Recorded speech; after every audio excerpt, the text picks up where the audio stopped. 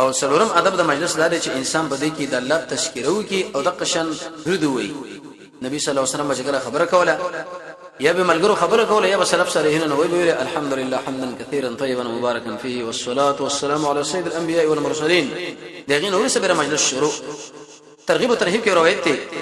چې په کوم یو مجلس کې رب العالمین ذکر ونی شو باغی کې د محمد رسول الله درود ونی ویل شي دا خلک چې د مجلس نه وچت شي لکه یو مردار چې پرته دغه خواږي ګرځا بیرنس مردار په سړي باندې څومره بد اثر دا کوي او پنځم نشه ادب د مجلس داري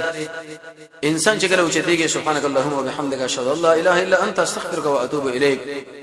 رسول الله فرمایي وې په دې مجلس کې څومره ګناهونه دي انسانانو نشوي او دغه دعای ویل الله رب العزت دې دعا په وجه باندې غټول ګناهونه ورته کوي تاسو ګورئ موږ مجلسونه کې چې دا دعا شته نه